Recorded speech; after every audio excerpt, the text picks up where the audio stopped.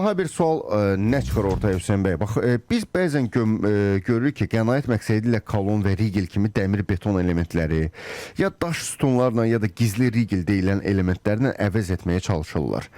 Buna münasibətiniz nədir? Belə məsələlərdə qənaət eləmək olar? Gizli rigel söhbət edirsiniz. Gizli rigel tamam başqa məqsədlə işlənən bir şeydir. Hansı məqsədlə? Gizli rigeli misal üçün yeni tikili binalarda o işləyən ustalar onlara görüblər ki, gizli rigel. Gizli rigel nədir? Misal üçün 4 dənə armaturu bir-birinə bağlayıb, armatur setkanın, döşəmənin setkasının içinə atılır o. Cəmi 10 santimetr onun ətrafı olur. Onu o məqsədlə onlar həmin o ustaların ev yiyəsinə etdiyi manipulyasiyadır. Çünki rigeli yığmaq, eləmək biraz çətin məsələdir. Vaxt aparır. Adını qoyurlar gizli rigel. O həmin o rigel, gizli rigellər verilir. Əslində gizli rigel deyil, bir tir fason bir şeydir. Onlar atılır.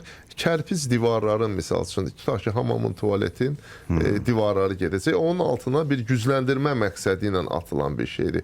Gizli rigel döşəmənin ağırlığını saxlamır. Bir balaca döşəmənin əsməsinə kömək eləyə bilər ki, biraz az əssin. Onda elə də lazım deyil, belə başa düşürüm. Onu gizli rigel deyib, yəni ustalar onu ev yiyəsi deyir ki, ay usta, burada aşırım böyükdür. Yəni, bura rigel vermək lazımdır. Tutaq ki, ev 8 metrin 9 metrəyə tutaq ki, bir otaqdır. Deyir, buna bir rigel vermək lazımdır ortaya. O, vaxt aparan, əziyyət verən işdir deyə.